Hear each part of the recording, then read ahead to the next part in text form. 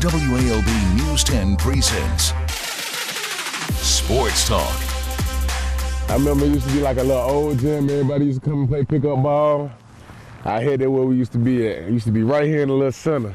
I started playing football around about second grade, so I was probably about 9, maybe 8, 9. And I used to go out here, come out here and go crazy. Being honest with you, I ain't used to know nothing. I remember my uncle used to tell me, like, you just be out there running. I ran past the dude with the ball one time, you know what I mean? A couple of times, honestly. But one day for me, we thought it had clicked. Ended up hitting one of the little boys, made a nose bloody. So we thought we was on something then. Even made a little all-star team, went up to Macon for the little championship game and all that stuff like that. So this is where it really started at right here. My uncle, man, started me out. Long before the dream of wanting to be in the NFL, Albany native Vantrel McMillan was content with just being a kid. A football, some friends, and an open field. I didn't really start understanding about football until probably around about high school time, you know what I'm saying? Being honest with you, I was really just out there having fun, trying to do something. That was my thing. Although football was just a game to the 9-year-old, his athletic gifts shined through on the field. Staying busy on the field meant the distractions off of it were limited, something his family made sure of. I grew up on TIFF. It was what they call now the dark side, you know what I'm saying? So it was a lot that was going on, but between just like having my foundation, my family and stuff like that, I really didn't have to worry about too much, you know what I'm saying? As I grew up, I realized that I did miss out on a lot, and I think that was for the best. The foundation started with his mother, Pamela Coley.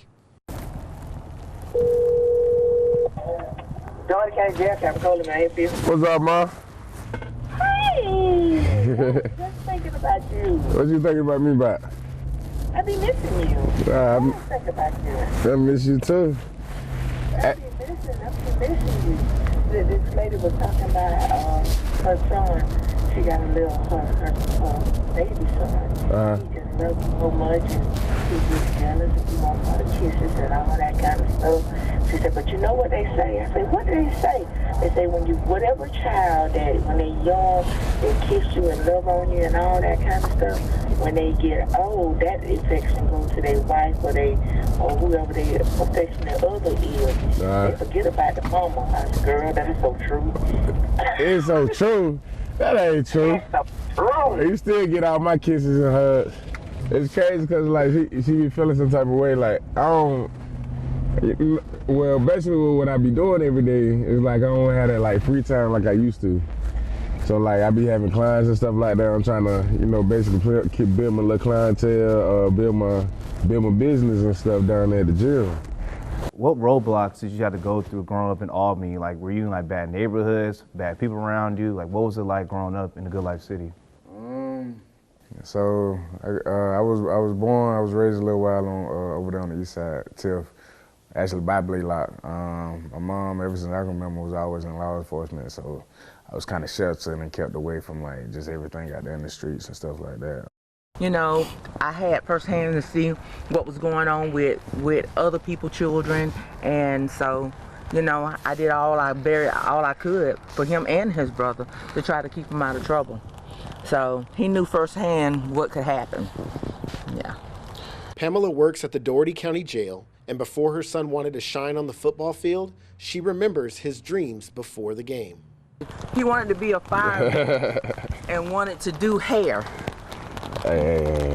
Yeah. So he's not a fireman, but you still do hair. Yeah. You still cut hair. Yeah, I cut hair, you know what I mean? It wasn't what I thought it was at the time, because my mama, she used to have, you see, she ain't got none now, but look, she used to have long hair. I used to play in it all the time, try to braid it out and stuff like her and my grandma, believe it or not. Yeah. But now, look, I done cut their hair off. I cut her hair now.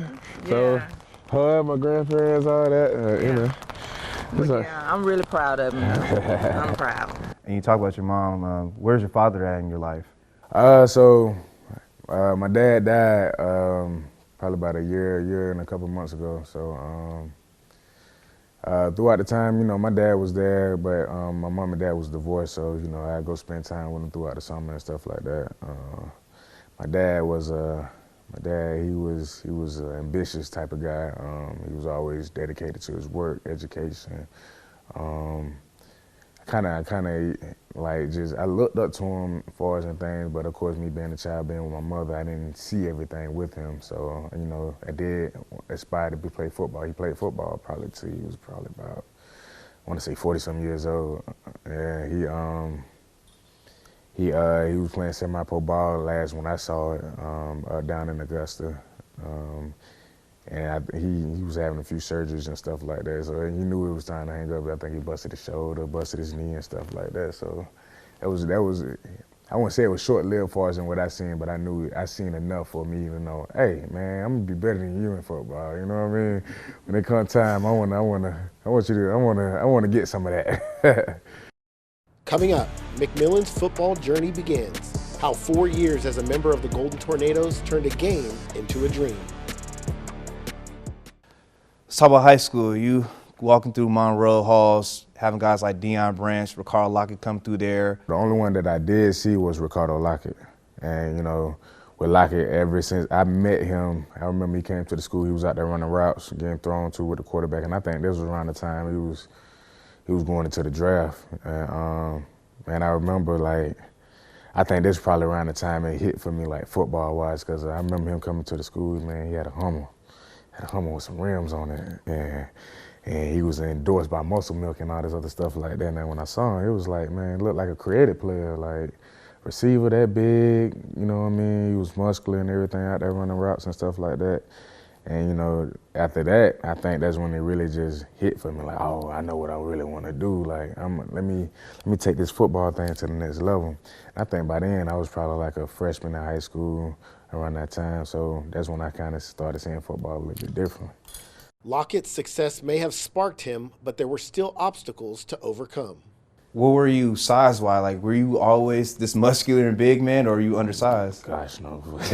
Man, I was undersized. To be honest with you, I never believe this, but I graduated high school at 189. I wrestled throughout school, so that was another reason why I didn't really gain weight like that. I was always on the smaller side for whatever reason. I was smaller, but compared to we 3A in the region, so I was kind of average. I was good enough to play linebacker, defensive end, or whatever the case may be. And but I didn't really start. I remember Coach Schroeder had us in there trying to lift weights. Man, I barely lift the bar, let alone try to put some weight on there. And I remember, when I finally did hit 315, I think that was probably, my senior year in high school. You know what I'm saying? So it took some years for me to actually, just kind of put on some size. Vantrel, as a ninth grader, he was small, he was eager, really enjoyed the game. We knew that we had something that, he really made himself into a good ball player. But just seeing him as a ninth grader, when he came to us, he was a situation where he just wanted to learn the game of football and wanted to play the game of football. Undersized as he entered high school, McMillan may not have had the typical football body, but there isn't a measurement for heart, hard work, and dedication.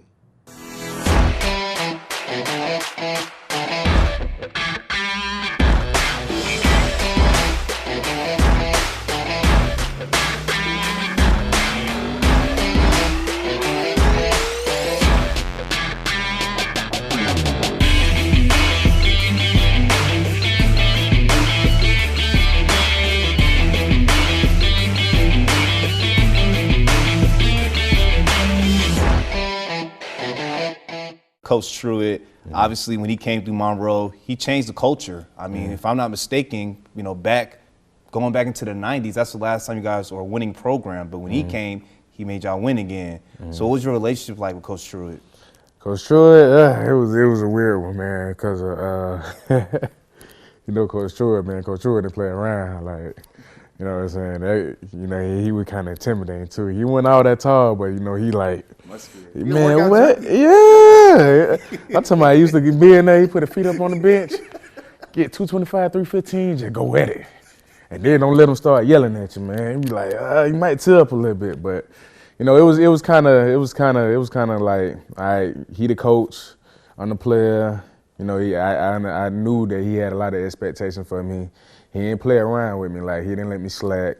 He made sure like everything was structured. He made sure that, you know what I mean, if I was he actually made me better as a player because like most coaches, he didn't say too much to me at the same time, but you know when he look at you like, hey, you know you got to do better, you know what I'm saying? Hey, you know you got to do this, you know you got to do that.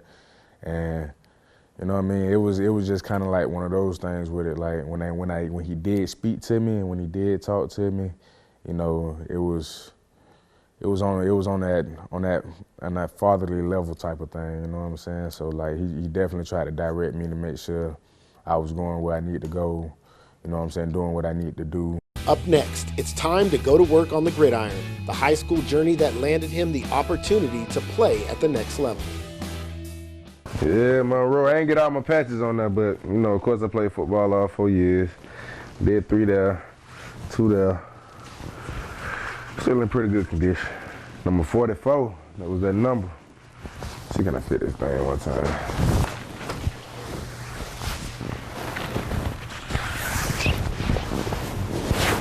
Oh yeah, that thing still fit too. Look at that. You might have it. Yeah. Yeah. Start rocking that to the foul.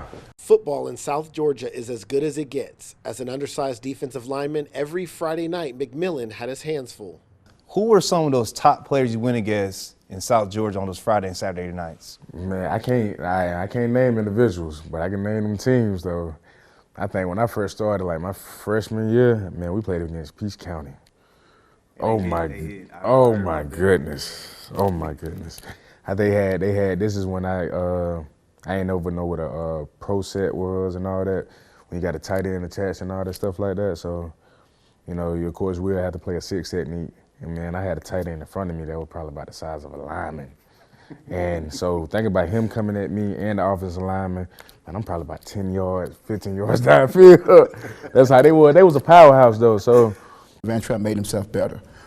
From his 9th grade year to his senior year, you know, he was small in stature his 9th grade year, but he just did the extra. What we asked all our kids to do, you know, just sometimes you can do a little bit more than we're doing on the football field in the weight room. Vantrel did that. You know, he made himself better, made himself faster. After football practice, you know, he'd be one of the last one to leave the football field working on his craft.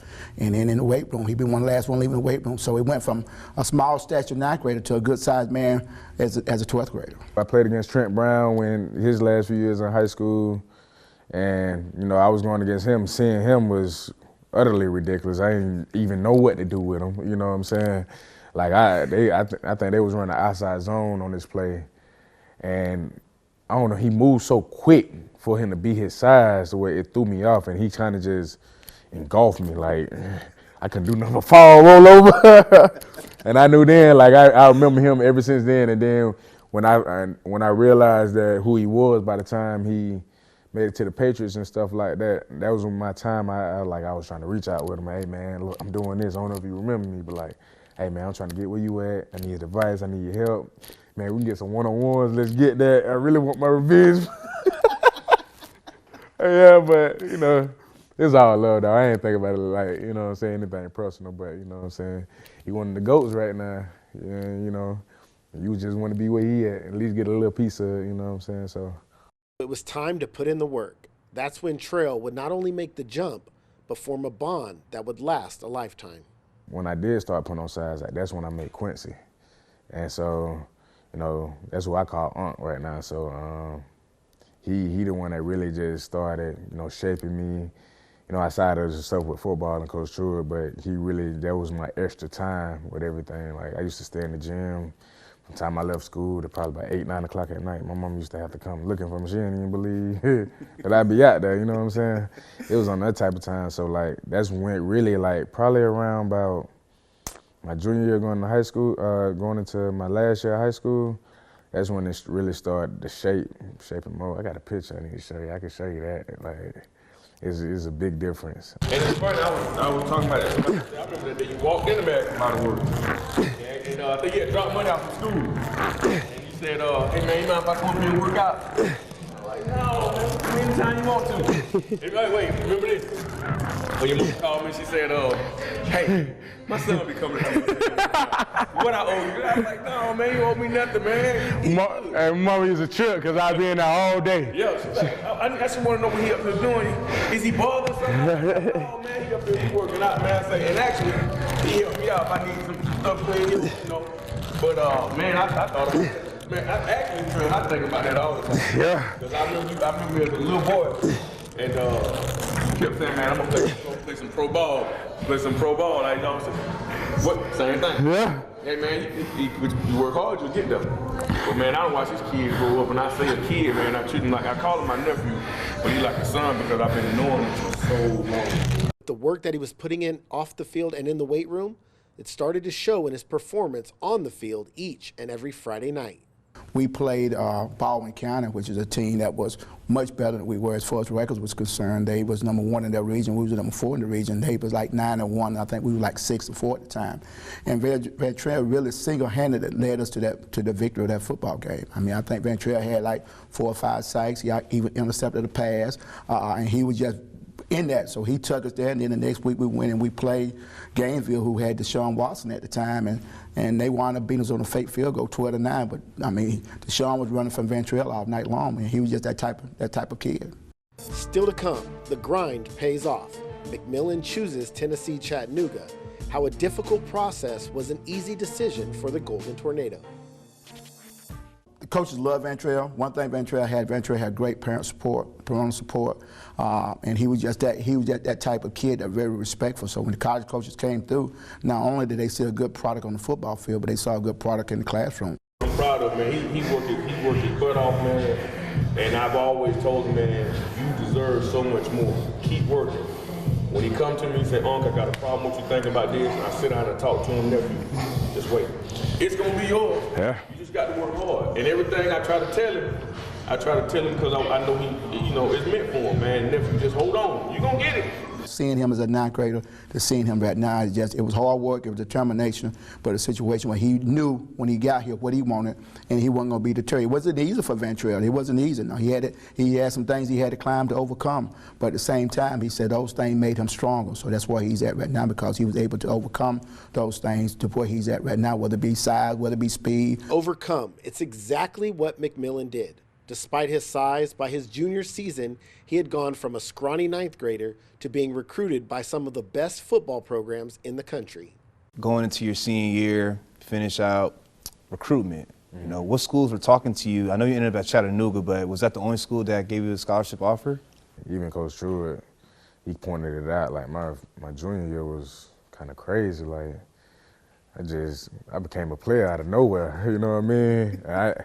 I knew I could hold my own then, like, you know what I'm saying? So by then I had Georgia Tech. We had some big schools coming around. Georgia Tech, Kentucky, UAB, Georgia Southern, Appalachian State. I mean, it was so many. By my senior year, man, I was at the season. I was getting out of the class every day before a new school, you know what I mean? In his last 2 seasons at Monroe, McMillan was the spark of the Golden Tornadoes' 2 playoff appearances, including a first-round win over an 8-2 Baldwin team. The dream started to feel real. A shot to play at the next level, and perhaps the NFL was in sight.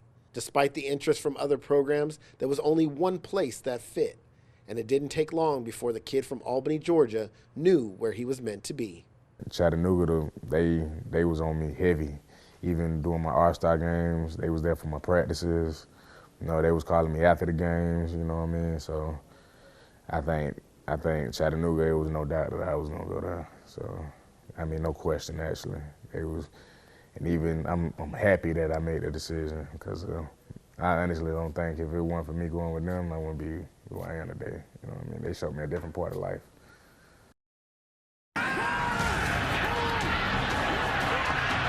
Again, Jalen Hurts. He'll lose 3. McMillan this time able to bring Hurts to the turf. Next time on Sports Talk, Vantrel shines on the big stage and the NFL comes calling. But how one college night changed his future forever. And now he's off to camp. Where is the Albany native now? And how is football just a small part of his impact here in the Good Life City? Over back, you good. Beat him. Beat him. Over and back. Ready. Go. There you go. Look at that. That's what I'm talking about. There you go. Come on, ready, again.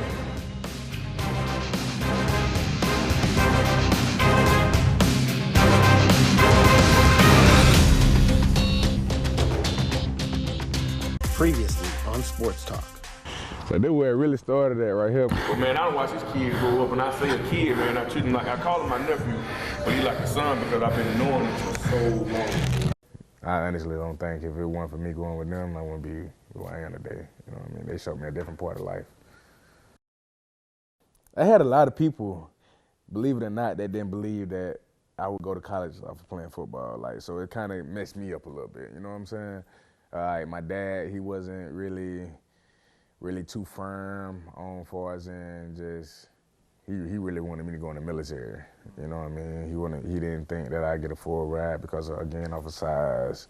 He didn't really watch any games, so he didn't, you know, and then with us being who we are in Albany, like, we wasn't put out there like that and stuff like that. So it was kind of like I had a lot of different things that was against me. McMillan arrived at Tennessee Chattanooga with high hopes. The 6'2", 220-pounder would face adversity almost as soon as arriving on campus. Miss Lisa, I'm so happy, and I don't know why. It was like, why are you so chill? I can't even tell you. I was just happy. And he had a smile from ear to ear, and he was so happy. And he went out to practice, and that's the day he got hurt. It was the last scrimmage, which was the last day of spring ball. And I went on a rush, and I knew something had happened, but you know, I done had injuries that was that felt worse. But like, kind of find out I tore most of my ligaments in my knee. After a redshirt season, the injury would put McMillan on the shelf until his sophomore year, adding to the doubt. So what does that do to you mentally, having to sit out from something you love so much? It's different when you redshirt when you're injured. It took a major toll, honestly. Like, I almost failed out of school. I didn't even care about school. You know, honestly, like, me going to school wasn't because of me playing football. You know, that was my way out. And knowing that I couldn't do it, you know, I felt like with the trainers, it was moving so slow. And, you know, I felt like it was a lot more that I could be doing at the time, but they wouldn't let me. So it was a real mental challenge. I wanted to quit, honestly. But quitting wasn't an option for the Albany native, so he did what he knew best. He worked. You redshirt your freshman year, you sit out due to injury your sophomore year. We go to your junior year, you get your first start. What was that like? Whew. It was kind of crazy because of, like, one of my best friends, he was a senior. And so, you know, usually majority of the time, you know, with being a senior, you know, you always gonna get the starting spot, or you gonna have more assets than the younger guys, right? Mm-hmm. So it was kind of a battle between me and my best friend, honestly. And, you know, I ended up winning. Over his last 2 seasons at Tennessee Chattanooga, McMillan recorded 20.5 tackles for loss, a career-high 12 tackles versus the Citadel, and 9 sacks, earning him the nickname the Sackmaster. I think the name Sackmaster came about when the start of my senior year, because I ended up having 4 sacks in the first 2 weeks. I was ranked number 1, number 2 in the nation during the time, and I stayed ranked probably top 5 all the way up to actually the whole year. But it's just I ended up dropping down a few spaces because, you know, teams gonna adjust. Of course, they ain't finna just let you hit the quarterback all day. So. All right, so McMillan, a native of Albany, Georgia, posted a pair of sacks on a mock 66-0 win over Shorter Thursday. His 17 sack yards were more than the Hawks' 16 yards on total offense. Yeah. It was a career high for the sacks in a game for McMillan, who helped UTC post the season opening shutout. So I had 4 sacks in 2 weeks. And they were calling you the sack mouse. That's him right there. I was number 1. Started out number 1. I was top dog in that thing, the whole nation. But it was one game that really put the former Golden Tornado on the map. Out of trouble here, this UTC defense You know, we talk about Alabama's defense being among the best, if not the best, in the FBS. Well, this mock defense, you could say the same for them on the FCS level. Person to record a sack and a half or 2 sacks against against the Alabama Crimson Tide. Yeah. So that went down in history in the book. Yeah, you was the only that's in y'all history book for Chattanooga. You was the only player to get 2 sacks, a sack and a half. I call it 2 sacks against Alabama. They wrote that out. That same offense he run now. He do that zone read. Yeah. I say every time I made that boy. I did that though. When he did it to me, when he did it to them boys, you remember that game where he stuck a leg in the ground and ran all the way through the defense and scored a touchdown? That's the same as that play right there, but he ain't do that to me. You feel me? Jalen Hurts, Mr. Super Bowl right now. You know what I mean? I believe it or not, that's a big guy. Like, Jalen Hurts is pretty big. I'm not gonna lie, big, fast, strong, very talented. That's probably one of the best quarterbacks in college that I ever played against. You know, defense was stout. I think we ended up walking out of that game with 4 or 5 sacks on Hurts. I wonder if they did have 300 yards, it was barely 300 yards. Yeah, they especially for the year, they was beating teams like 55-0, you know, 60-0 and stuff like that. That's when I realized like how the game of football really is, you know what I mean? Especially playing at that level versus playing, you got FBS and then you got FCS, you know what I'm saying? So like, it's kind of 2 different footballs, if that makes sense. You know, it's more simpler playing up there at that level because there's a lot of left and right, if not downhill, versus you got a lot of camouflage trying to disguise a play. Yeah, all that different stuff like that. So, you know, it kind of slowed down to me, if that makes sense, versus playing there because there's a lot more to read in FCS football, you know what I'm saying, than it is with that. So I think that helped us a lot too, far as in playing in that game. What were some of your best memories at Chattanooga? My best memories, winning them championships, partying with my boys, my brothers, you know, just living in glory days, you know what I mean? Just all the winning, you know what I mean? And we was the winningest class to come through Chattanooga ever, so we done made history with that. Wow. You know what I mean? Just the guys that I came into competition and all the love. Yeah, it was man, them the days right there. Coming up, how one college night changed McMillan's future. When you're going through this process, you actually had a moment that you believe hurt your chance getting drafted with the police down in Chattanooga. You know, talk about that. Police say a drunk UTC football player pulled a loaded gun out of his pocket while officers were arresting him. Man, it's just crazy because we was coming from a game in Sanford, and I stayed off campus. It was a big game for me. I think I had like a sack or 2, had an interception. So it was a big game. So when I came back, I was staying in a 3-story house, and it was kind of like a little party house or whatnot. You know, they were known for having parties there and stuff like that. So ended up coming back. Then nobody told me. It was kind of a little, hey man, good job. You know what I mean? Y'all won or whatever the case may be. You know how kids like to turn up in college. Man, it was like a block party I got there. I couldn't even go in the house. The police came. You know, they was talking to us. They knew who I was or whatever the case may be. You know, complaints about noise and all this other stuff like that. Long story short, probably about the 3rd time they came back, it was somebody different. You know, this time, the first 2 times it was the same officers, but you know, they got me confused with one of the party goers. You know what I mean? So, you know, he was rude about the situation. I probably didn't make it no better myself with, you know, feeling like I didn't do anything and just had to say my words or whatnot. So after my few words, he ended up arresting me, and he claimed the accusations was crazy because, you know, he only had told me to get in the yard after I, you know, explained to him that I live here, you know what I mean? But the way how he said it, he was like, get your back in the yard before I take your to jail. I was like, well, what you doing all that for, man? I'm just doing what your other officers told me to do. I still had my gun in my pocket from, like I said, it was in my car and stuff like that. Ended up, as he arrested me, I took it out, set it in the car, and you know, he ended up taking me to jail for, intoxication with a weapon or something like that. Officer Clayton Holmes says he was arresting 21-year-old Vantrel McMillan for public intoxication at a house party on Sunday. Holmes says McMillan did not point the gun at police and later apologized. McMillan's mother, who works at the Dougherty County Jail, remembers the emotion she felt hearing the news. Really, it hurts because I know I've tried all my life to try to keep him out of trouble. And I know that by me being in law enforcement, Trell already had a certain respect for police officers. So he knew how to talk to them, he knew what to do and what not to do. So it was hurtful, but I do understand the situation as well. So all I can say now is I just hope that, you know, he can move forward from that because it has had a hindrance on his career. So I'm just hoping that he can just move forward and get those opportunities that he needs. Just because of the fact I'm a high profile athlete, you know what I'm saying, situations and stuff going on, you know, that kind of hurt you. They hurt you as a player, you know what I mean, especially like going into something like the NFL draft, you know what I mean.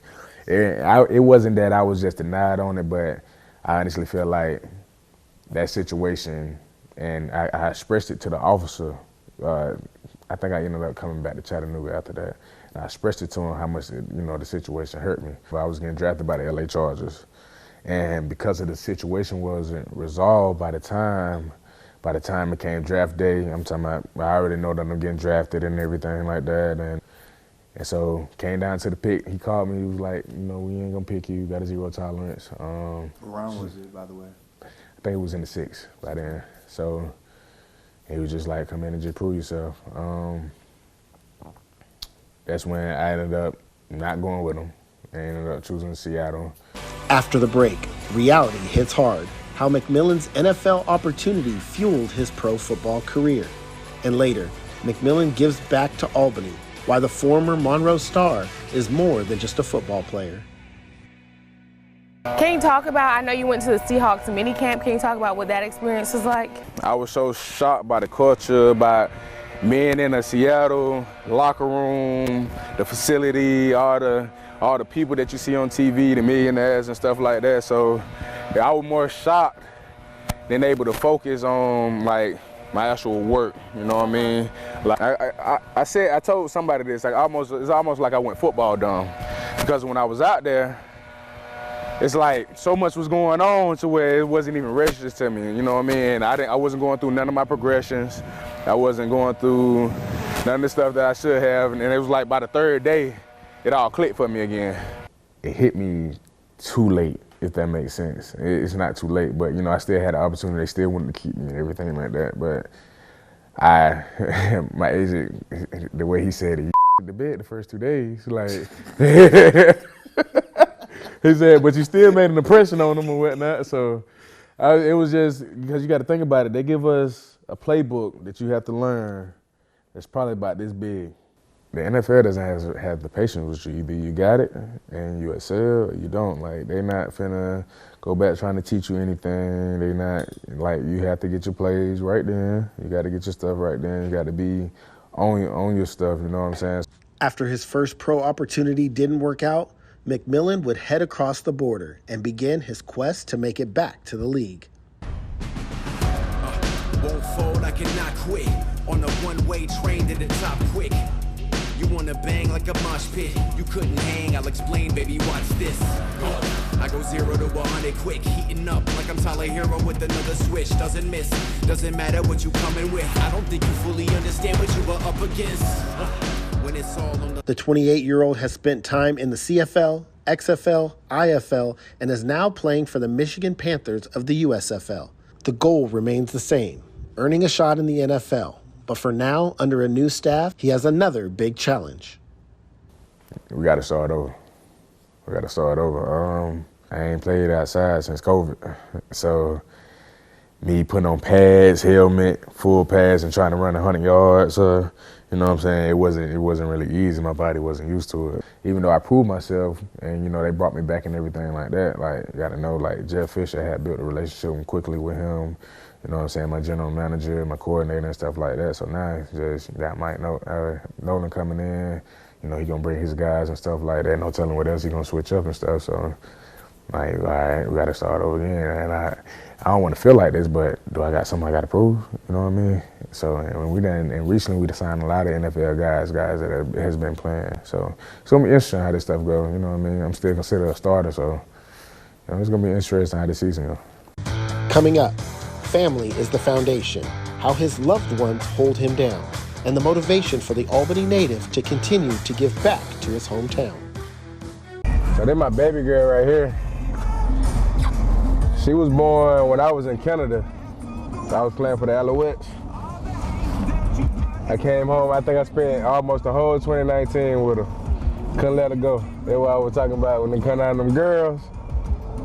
Like my first baby, my oldest, I had her when I first got to college, so I wasn't around too much because of me being in Tennessee. I didn't want to be a statistic of Albany neither, so I was like, okay, I got a kid coming. So I'm gonna definitely do what I can do at the same time while pursuing this. But luckily,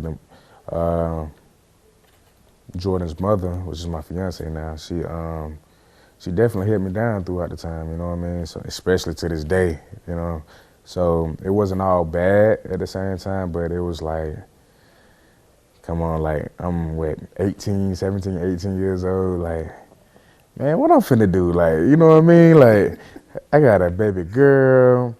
Pursuing a dream, but McMillan valued the most important thing. I ended up missing the scrimmage.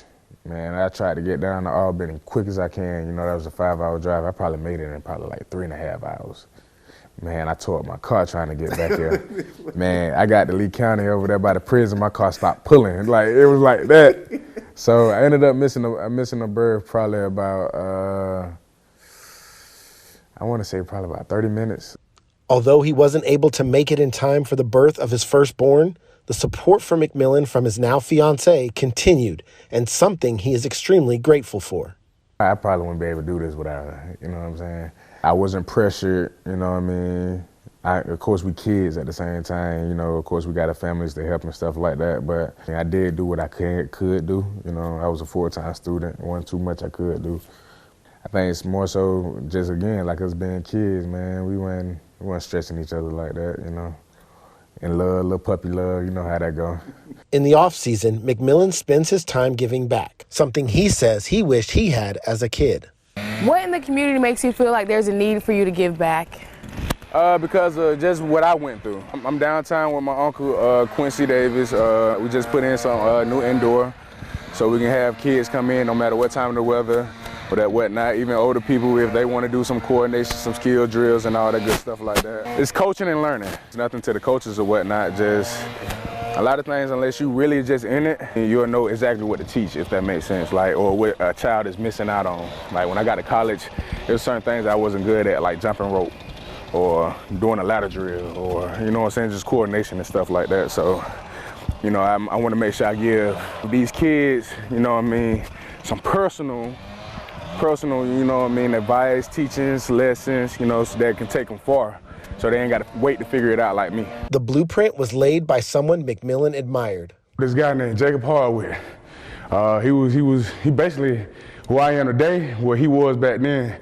And he'll come in, grind, work out, train people, whatever, at the same time while trying to go pro. The dream is alive and well for the Albany native, and he continues to chase it. But the 28-year-old hasn't lost sight of the most important things, his family and where he comes from.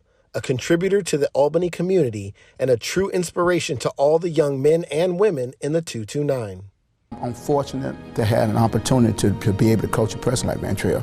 I coach every day looking forward to being able to change people's lives, a person's life, and Vantrel made it easy. And I'm just so proud of him, seeing him where he went from a 9th grader to what he at now and what he can continue to be. Even when the game of football is over, he's not playing football anymore. I think Vantrel is a man that's going to be able to be a big product in the community and continue to be successful and reach a lot of kids' lives. I tell him all the time, I think coaching is a way he should go because he has that ability to reach kids and to be able to motivate students.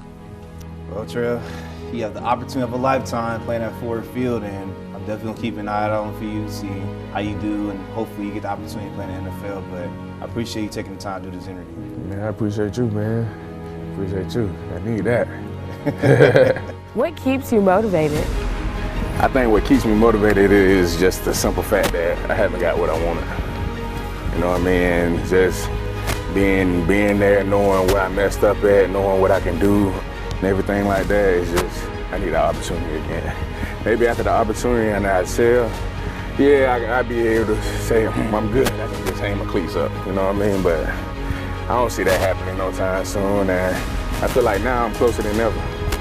So I feel like 2023 gonna be a good year. You gotta really you gotta be at home. You gotta test some of the stuff out. You know, might wanna build toward, a little something, little razzle dazzle. You know what I mean? That's about all I got right there, though. Okay, I see your moves. I like that. Well, this is great. I really appreciate it. Man, Good luck. I appreciate you.